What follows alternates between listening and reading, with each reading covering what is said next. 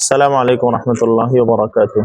وعليكم السلام ورحمة الله. نحمده ونصلي على رسوله الكريم أما بعد. আলহামদুলিল্লাহ, আল্লাহ তাআলার শুকর যে আল্লাহ তাআলা আমাদেরকে এই দুনিয়ার এত ঝায় ঝামেলা, ফিতনা, ফাসাদ, গুনাহের উপকরণ থেকে বাঁচায়া এই দ্বীনি মজলিস তথা এই দ্বীনি মাদ্রাসায় আল্লাহ তাআলা দ্বীন শিক্ষা করার জন্য আল্লাহ তাআলা আমাদেরকে সুযোগ করে দিয়েছেন, তৌফিক তাকদীর দান করছেন। এই জন্য দিল থেকে, মন থেকে শুকরিয়া আদায় করি, বলি আলহামদুলিল্লাহ। দেখো, আমাদের সামাজিকভাবে একটা কথা প্রচলিত আছে যে মানুষ মনে করে যে মাদ্রাসায় পড়ে কারা, মনে করে মাদ্রাসায় দুর্বল মেধার মানুষগুলা পড়ে। মাদ্রাসায় পড়ে কারা, মনে করে যারা আর্থিকভাবে অনটনে আছে, দুর্বল আছে, কষ্টে আছে, সমস্যায় আছে, এরা মাদ্রাসায় পড়ে। বিষয়টি এমন নয়। বলো বিষয়টি। তাহলে কি বোঝা গেল? স্কুলে, কলেজে, ভার্সিটিতে যারা পড়ে এদের ভিতরে কেউ গরিব নেই? বলো না। কেউ এতিম নাই, কেউ অসহায় নাই, কেউ অভাবী নাই। ঘুরে ফিরে মাদ্রাসার দিকে নজর দেয় কেন? মাদ্রাসার দিকে আঙ্গুল উঠায় কেন? কারণ মূল সমস্যা মাদ্রাসা না, মূল সমস্যা হলো আল্লাহ। বলো, মূল সমস্যা কি? কারণ মাদ্রাসাওয়ালা কিসের পড়া পড়ে? কোরআন পড়ে, আল্লাহর পড়া পড়ে, নবীর পড়া পড়ে। এখন অনেকে যুক্তি দেয়, বলে মাদ্রাসায় কি শিখায়? মাদ্রাসায় শিখায় যা, তা হলো প্রতিটা শিখানো দরকারি শিক্ষা শিখায়। প্রতিটা শিখানো দরকারি শিক্ষা শিখায়। যেমন একজন ইমানদার মুসলমান হিসাবে প্রতিটা মানুষের কালিমা তৈয়বা শুদ্ধ করে জানা দরকার আছে কিনা? সবাই বলো না কেন? তুমি মাদ্রাসা এবং স্কুল, মাদ্রাসা এবং কলেজ, মাদ্রাসা এবং ভার্সিটি, শতকরা কতজন পুরুষ বা নারী যারা পড়ালেখা করে, পড়াশোনা করে, এদের কয়জন শুদ্ধ করে কালিমা তৈয়বা পড়তে পারবে? বলো। অথচ পুরো বাংলাদেশে যে পরিমাণ মাদ্রাসা আছে, ছাত্র ছাত্রী আছে, 100%-এর 3 থেকে 5% মাদ্রাসায় পড়ে, আর বাকি 95%। 100 যদি ছাত্র হয়, 5 জন পড়ে মাদ্রাসায়, 95 জন পড়ে স্কুলে। তাহলে শতকরা 3 থেকে 5 জন মানুষের কালিমা তৈয়বা শুদ্ধ হচ্ছে, ওযু গোসলের মাসালাগুলা জানতেছে, ফরজে আইন কোর্সটা হচ্ছে। কিন্তু পক্ষান্তরে 95% যারা স্কুল, কলেজ, প্রাইমারি, ভার্সিটিতে পড়তেছে, ওইখানে তো দিন শিখানোর কোনো ব্যবস্থা নাই। আছে নাচ শিখানোর ব্যবস্থা, গান শিখানোর ব্যবস্থা। এটা আমাদের জন্য অত্যন্ত আফসোস আর পরিতাপের বিষয়, কষ্টের বিষয়। মুসলমানের বাচ্চা, ইমানদারের বাচ্চা মাস্টার্স, অনার্স কমপ্লিট করে অনেক ডিগ্রিদারি হয়, কিন্তু সে বিসমিল্লাহ জানে না, সে কালিমা তৈয়বা জানে না। মুসলমান হিসেবে তো কালিমা তৈয়বা বিশুদ্ধ করার দরকার ছিল। লা ইলাহা ইল্লাল্লাহু মুহাম্মাদুর রাসূলুল্লাহ। রাসূলুল্লাহ শব্দটারে অনেকে রাসূলুল্লাহ কয়, রুল্লাহ কয়। এই যে তোমরা মাদ্রাসায় পড়তেছো, কথা শুনো ভালো করে। আল উলামা ওয়ারাসাতুল নবীগণ, নবীগণের ওয়ারিস, স্থলাভিষিক্ত কারা? উলামায়ে কেরাম। তোমরা হইলা ভবিষ্যৎ উলামায়ে কেরাম। কি ভবিষ্যৎ? তো আমরা আমাদের এখন থেকে দায়িত্ব বুঝে নিতে হবে। এখন থেকে আমরা কি বুঝে নিতে হবে? কোরআনে কারিমে আছে, ওয়ামা কানাল মিনুনা লিয়ানফিরু কাফা ফালাউলা নাফারা মিন কুল্লি ফারকাতিন তাইফাতান লিয়াতাফাক্কাহু ফিদ-দীন ওয়া লিয়ুনযিরু কওমাহুম ইযা রাজাউ লাআল্লাহুম ইলাইহি লাআল্লাহুম ইয়াহযারুন। তিন প্রকারের মানুষের কথা আল্লাহ বলছেন। এক প্রকার যুদ্ধে যাবে, এক প্রকার দিন শিখবে, আরেক প্রকার বাড়ি ঘরে থাকবে। যারা দিন শিখবে এদের দায়িত্ব কি? তোমরা যারা দিন শিখতেছো, ইসলাম শিখতেছো, ঈমান আমল শিখতেছো, তোমাদের দায়িত্ব কি? তোমাদের দায়িত্ব হলো তোমরা বাসায় গেলে তোমাদের আব্বা আম্মাকে দিন শিখানো। বলো, কথা বলে না, আর বলে না। তোমরা বাসায় গেলে, বাড়িতে গেলে, আশেপাশে প্রতিবেশীকে যারা দিন শিখতে পারতেছে না, তোমাদের সাথী ভাই, সঙ্গী, সহপাঠী, সহযোগী, সহমর্মী, সহকর্মী, এদেরকে তোমরা কালিমা শিখানো। এখন থেকে আজকে শুধু একটা কথা শিখো, কালিমা তৈয়বা সবাই জানো কিনা? শুদ্ধ জানো না অশুদ্ধ জানো? অর্থ জানো না অর্থ ছাড়া জানো? আচ্ছা, এবার আমি বলি, তোমরা মুখে মুখে বলো। আজকে থেকে প্রতিজনের টার্গেট হবে এটা, আমি তুমি আমরা, বলো আমি তুমি, আমি তুমি সে, আমি তুমি তারা। অর্থাৎ আমরা সবাই মিলে মিনিমাম প্রতিদিন একজন অথবা দুইজন মানুষ যাদেরকে আমরা চিনি, হয়তো আমাদের ছোট, হয়তো বা আমাদের সমবয়সী, হয়তো আমাদের বড়, অথবা কোনো ব্যবসায়ী, আমাদের মুসলমান ভাইদেরকে অথবা আমাদের মা বাপকে এখন থেকে কালিমায়ে তৈবা শুদ্ধ করে দিব অর্থ সহ। বলো না ইনশাআল্লাহ। তোমার মায়ের কালিমা শুদ্ধ নাই, তোমার বাবার কালিমা শুদ্ধ নাই, তোমার বোনের ভাইয়ের কালিমা শুদ্ধ নাই, তোমার দাদাদের কালিমা শুদ্ধ নাই, তুমি কি কোনোদিন মেহনত করছো, ফিকির করছো? দরকার ছিল না করা, এখন থেকে করতে হবে।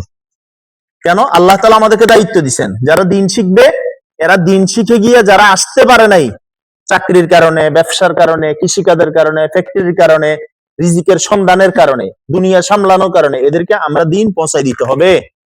আল্লাহ রাসূল বলছেন, বাল্লিগু আন্নী ওয়ালাউ আয়া, তোমার একটা বাণী হলো অপরকে কি করে দাও, পৌঁছায় দাও।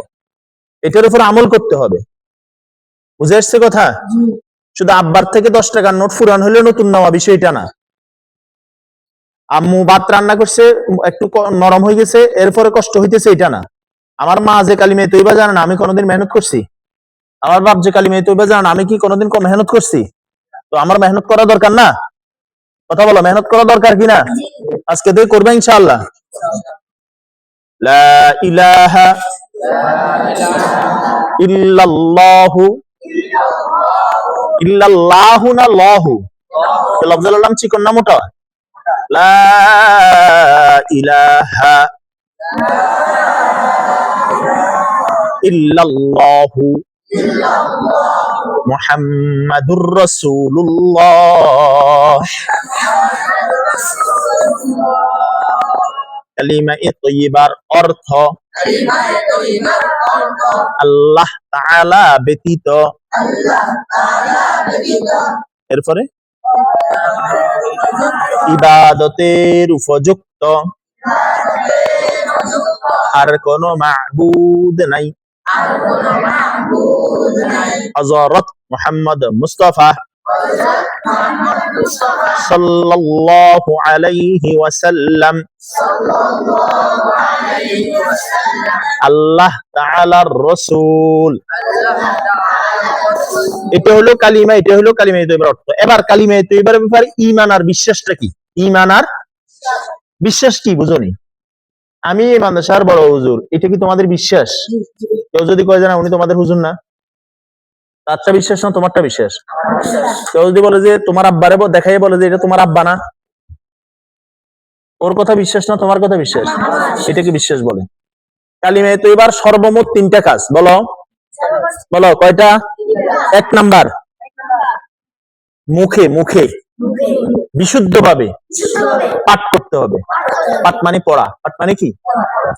2 নাম্বার, কালিমা অন্তর দ্বারা, কলিজা কলিজা দিল থেকে কি করতে হবে?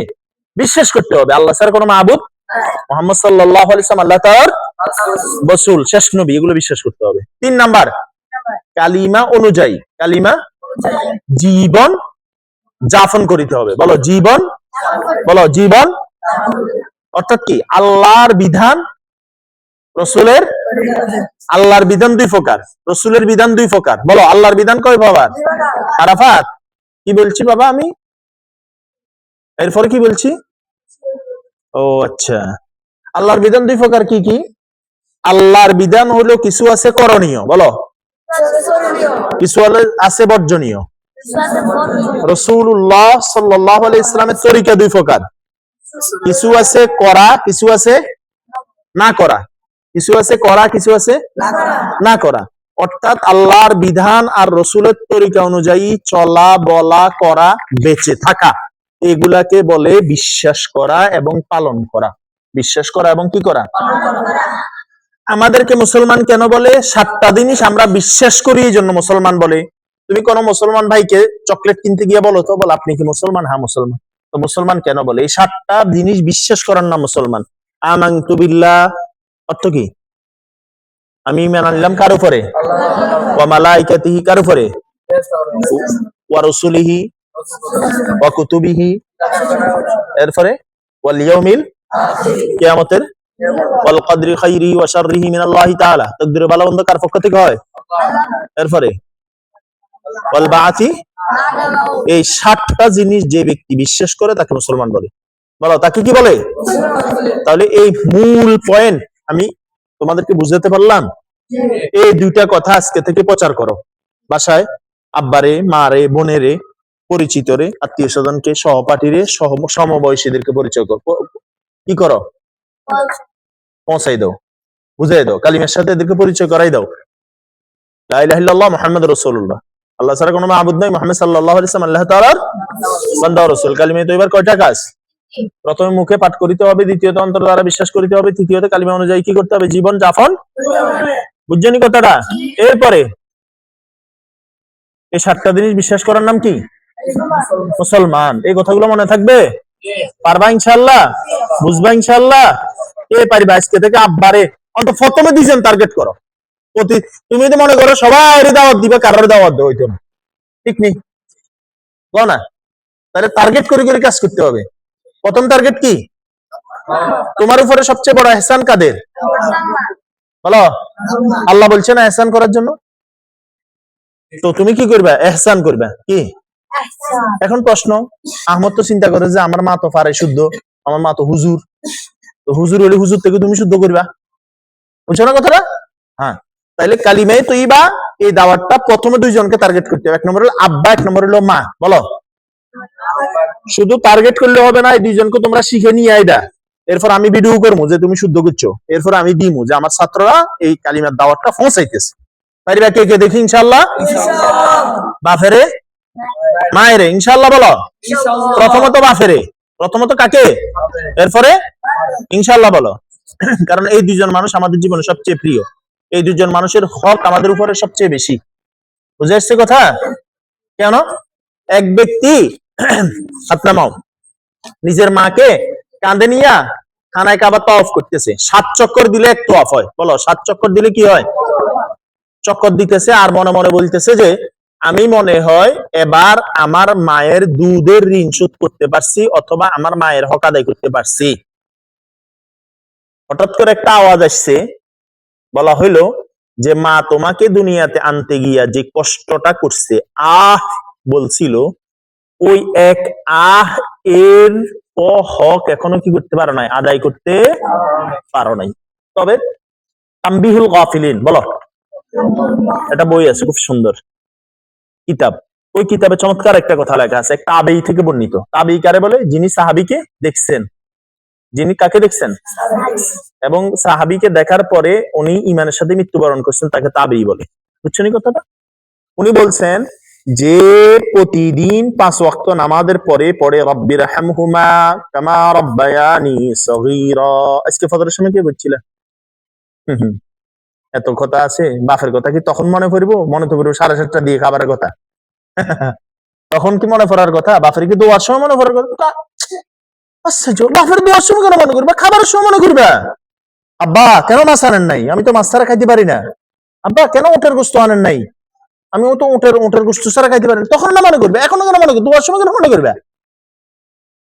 যে ব্যক্তি 5 ওয়াক্ত নামাজ রব্বিরহামহুমা কামা রাব্বায়ানি সগীরা পড়ে, সে আব্বা আম্মার হক আদায় করার চেষ্টা করে।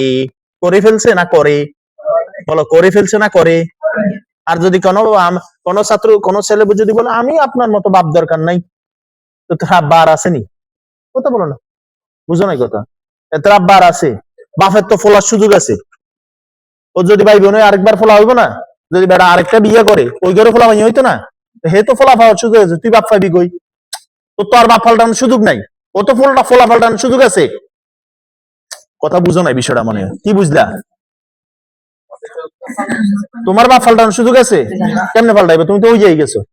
তোমার বাপে আর তোমার ছাড়াও আরো ছেলের সুযোগ আছে না নাই?